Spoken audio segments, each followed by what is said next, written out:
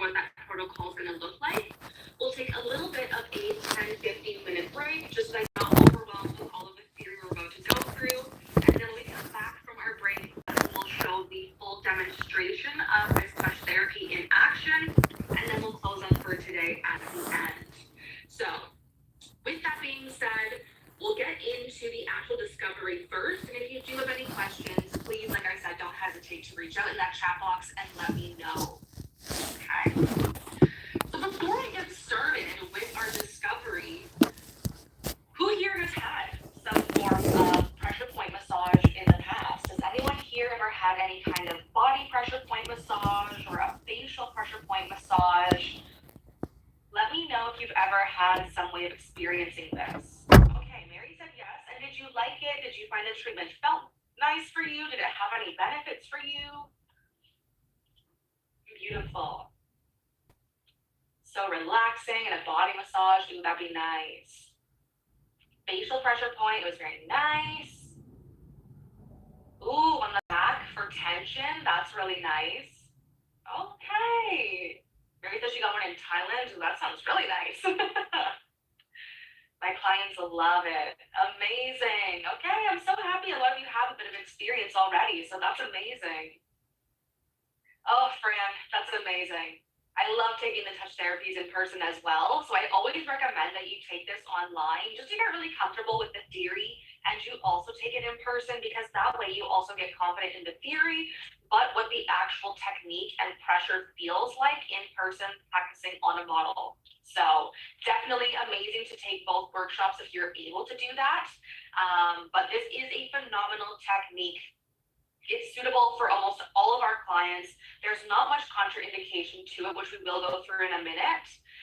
But this is just such a unique and simple but rewarding treatment to offer your clients in your skin treatments. So in terms of the discovery now here we're going to go over what the actual pressure point is and what really builds this treatment into being what it is today.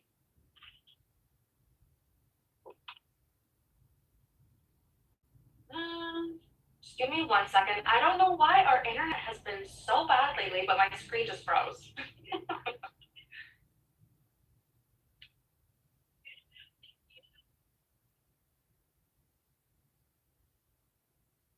Don't know what is happening.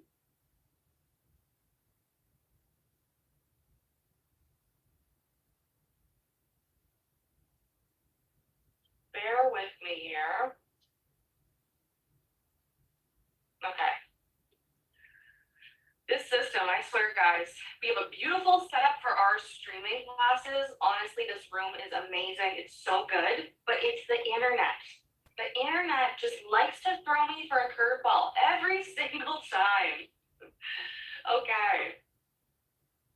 So first, with our pressure point in terms of our theory, now there is 3 forms of practice that we are putting into play with this actual touch therapy.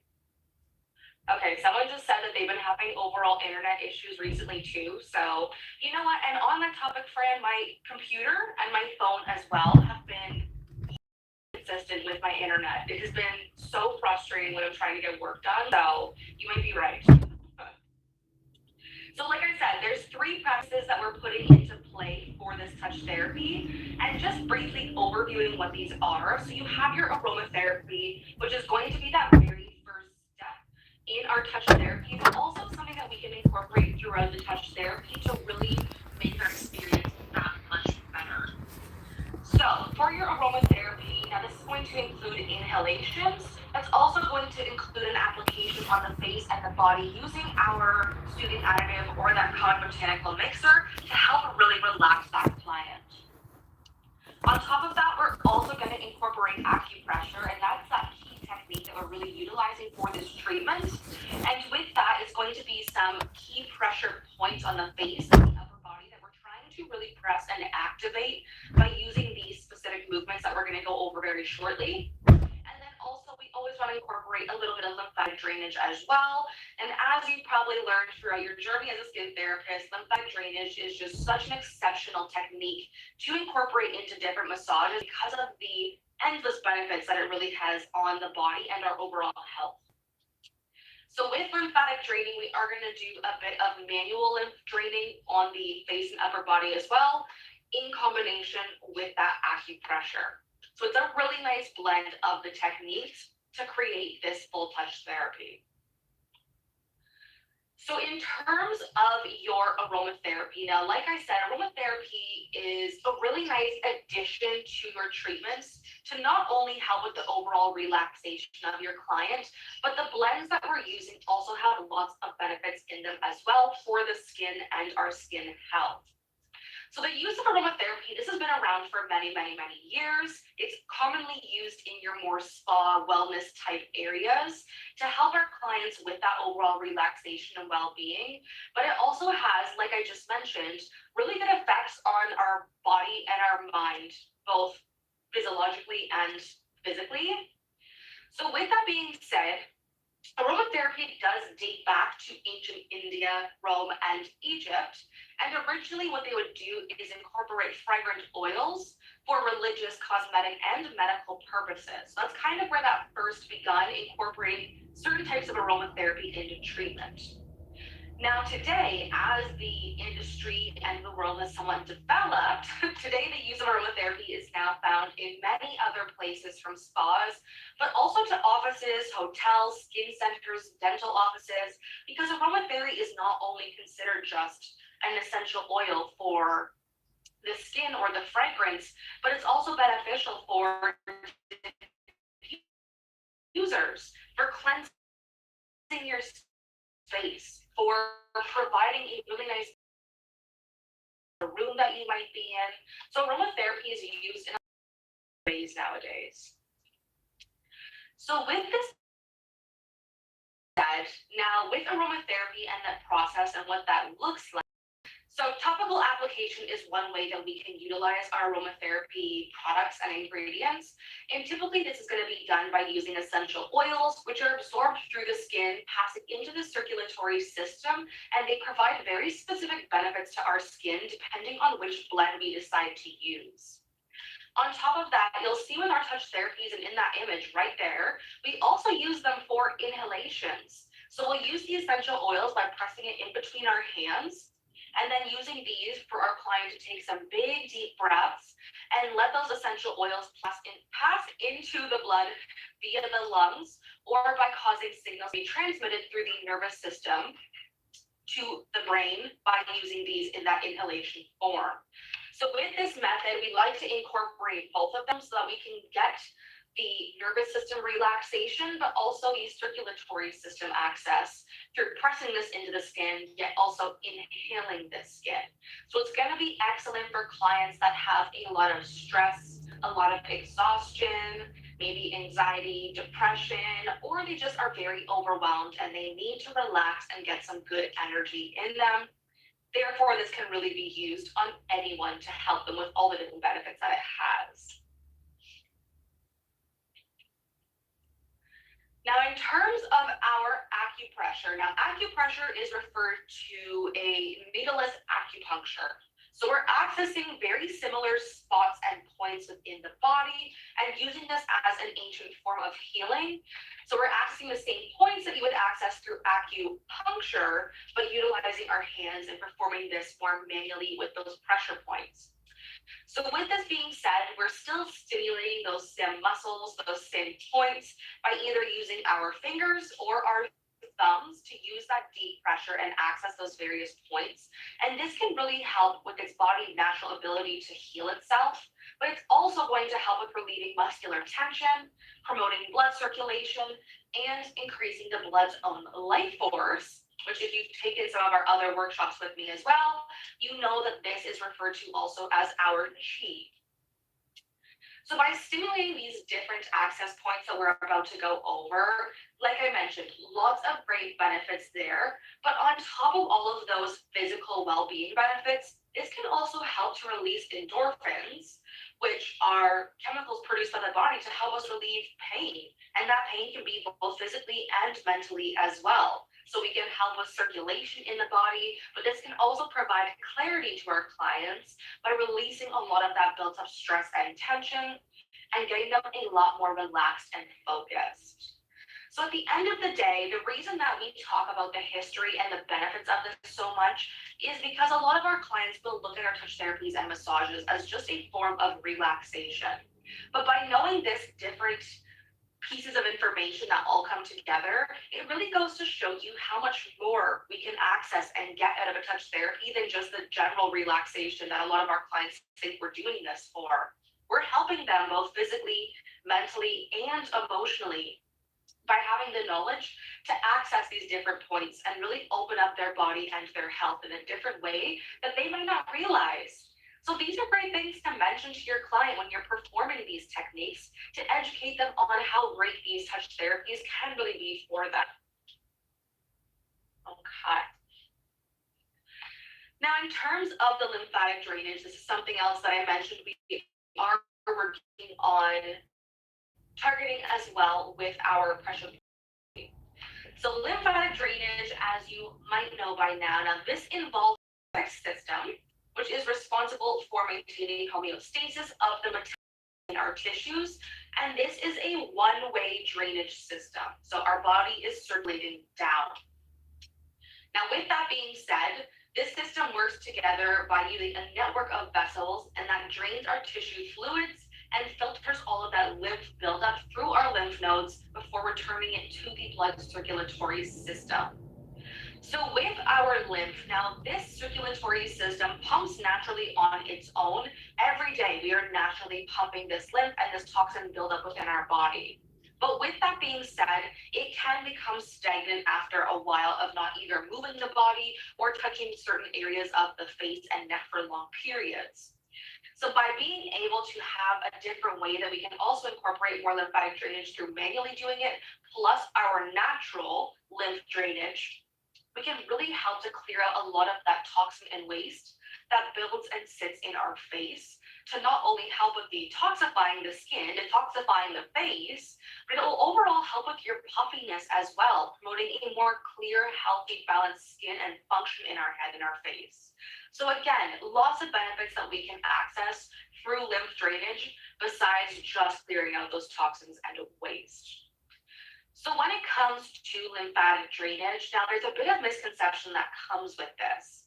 So a lot of my clients like to believe, or even a lot of skin therapists do believe, that for a lymphatic drainage massage, now this includes a very deep pressure.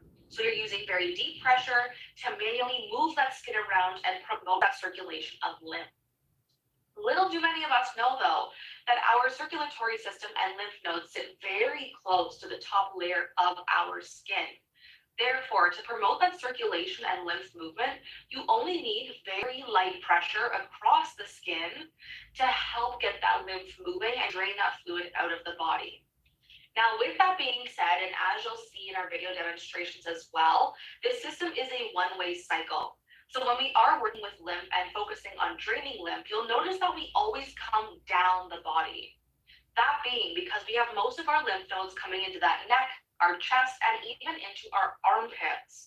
So when we are promoting this lymph drainage, we're constantly circulating that face, but then we end up bringing everything down that neck and throughout the chest to help fully get rid of it and remove it. Otherwise, it will just sit in this lower area of the face and never fully remove and cleanse it out.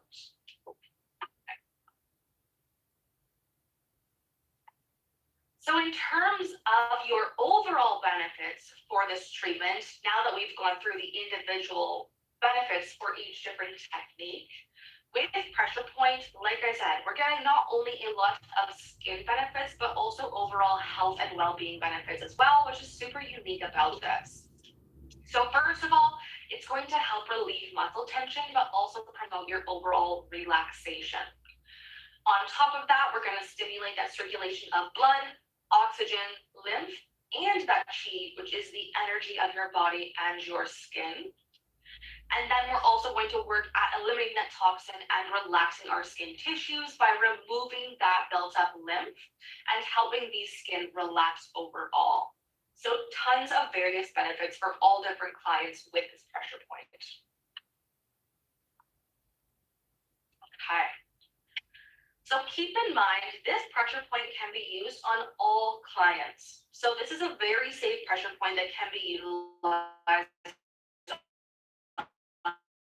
almost all, if not any client. But with that being, because of the points that we're we're hitting on the face and the neck, there's a certain clientele that's going to be a little bit more ideally focused on with this treatment. So one is going to be your tension headaches. Now, if you have clients that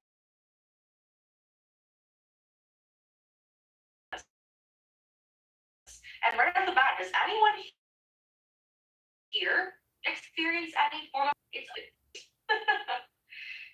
yes, insomnia, definitely, yes.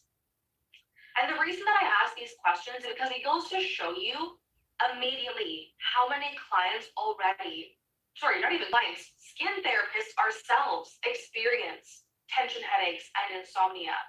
Because although we talk about this like it's some rare clientele or specific clientele, almost all of us deal with these different concerns, especially tension headaches and stress from our jobs.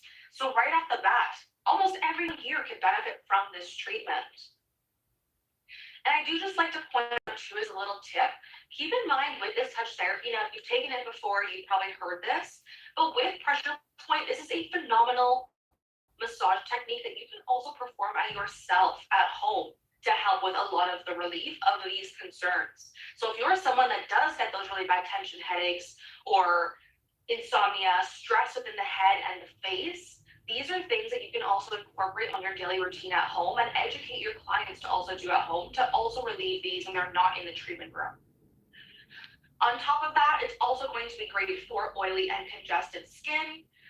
Therefore, clients who can't receive a lot of stimulating massage on the face, or they can't have a lot of oil-rich mediums that will overstimulate their natural oils, this will be another great option because we're not actually using any massage creams or oils here. We're only using our essential oil blends or our botanicals instead. As well, sensitive and fragile skin. Now, very similar reason for clients that can't have a lot of that stimulation on the skin because it makes their skin reactive or it draws more heat and irritation to their skin. This will be great because we're not doing a lot of stimulation. We're just accessing certain pressure points, but we're not gliding constantly on the skin. And then as well, and one that you've probably run into before, and it's always a little bit difficult, is clients that do have strong facial hair. So for those clients that maybe have stronger facial hair or stubble, and you don't want to drag your hands along the skin because it's obviously not that comfortable. And I guarantee you everyone here has probably had a client at one point who's had a pretty gnarly beard, and then you're trying to perform that massage, but you can only go up to that cheek point because then the beard, everything down, you can't really rub a massage on because that would just be uncomfortable. So then you're basically just performing a forehead and eye massage, which is not that exciting. So with this technique, you can perform this on those clients that do have facial hair, which is great. It is very great to have that option. Okay. So in terms of your precautions and contraindications, so with our precautions and indications, now these are just going to be some of those more standard ones that we want to be aware of before we perform this specific technique. So first off, you have your spinal or neck injuries or neck arthritis as well. So for this, you'd want to eliminate the final technique, which would be the neck cradle and stretch, and work reflex points on the big toes instead, or on the fingertips as an alternative to doing the neck cradle, which you'll see at the very end. On top of that, we want to avoid any kind of recent facial surgeries or injections. So for surgeries, you're more so just wanting to wait until that inflammation has completely subsided, or get a physician or doctor's clearance before we go ahead so that we're not contributing to the sensitivity of that inflammation on the skin. Same goes for your injections, and I say this all the time because if your client is spending money on their injections, their neurotoxins, their fillers, the last thing that we want to do is go ahead and move that within the face. So with that being said, for your neuromodulators, your neurotoxins, that's going to be your Botox, I would give that at least 24 hours before we go in to do this technique. And in terms of filler injections, I would wait a full 2 weeks just to be safe so that we're not moving or altering that filler placement anywhere in the body and face. And then lastly, your other big ones are going to be acute infections or skin diseases. Of course, we just don't want to perform treatments on skin that does have that irritation, so wait until they have a physician or doctor's clearance. Same goes for thyroid disease. For this, again, we don't want to perform this technique until they have clearance for this and any other open wound along the face where we cause irritation. So a lot of these are going to be more common sense, but just to make sure that you do know beforehand. Okay. Now, in terms of your customization options, you have a couple different options that we can incorporate for your client depending on their skin type and any other contraindications as well. First one, soothing additive. If you haven't smelled this before, you need to smell it immediately. This smells heavenly. It is so nice on the skin and a beautiful aromatherapy. So with your soothing additive, now this is going to be your essential oil blend to help soothe the skin, but also the mind and that overall well-being. So in here, the actual oil base is going to be your oat kernel oil. And then on top of that, for the scent that you get from this product, you have lavender, eucalyptus, and cypress in here to make a phenomenal blend of aromatherapies for that client to inhale and also experience on the skin. Now, keep in mind, there is a client that we do not want to use this on. And who is that client that we would want to avoid with this product? Which clients do we not want to use the soothing additive on? Who knows? Who would we want to avoid with this product? Beautiful, yes. So for pregnant clients, and like you saw previously, the reason being is because not only are we pushing this into the skin, which can go into that circulatory system, but they're also inhaling this, which can get into the bloodstream. And when you are pregnant, we want to avoid all of those potential risks. So alternatively to your soothing additive, you've probably smelt and worked with this before, but we have our calming botanical mixer. So for the calming botanical mixer, now this is going to be an oil-free, water-soluble hydro essential blend. So it has none of those essential oils in it, but it's still going to have the same nice benefits of calming and soothing the skin while providing a really nice scent for that client to smell and that nice aromatherapy. And alternatively here, we're using active botanicals to give that really nice aromatherapy and smell. So for this one, similar ingredients, a little bit different. So your calming botanical blend is going to be sandalwood, lavender, and eucalyptus. And sandalwood, I love sandalwood. Every time that I smell sandalwood, it brings me back to like that classic relaxation, well-being type spa environment. And I feel like I've been in the med space for so long now that I miss those like really relaxing aromatherapy smells from like the incense and the diffusers that you so commonly will like smell in more of that relaxation spa type environment, but very nice for that relaxation. Yeah, sandalwood is so good. I love it. So with both of these, now you only need about 4 to 6 drops total, and you're gonna put these into your hand. I like to press them together to really spread out that product into both of my hands. And then you're going to very lightly press this into the client's face with a light pressing motion. You're not going to rub it, but just lightly press it in. Okay. We have any questions so far? Everyone's feeling good? We're not confused yet? I just like to check in and make sure everyone is on the same page before we keep going.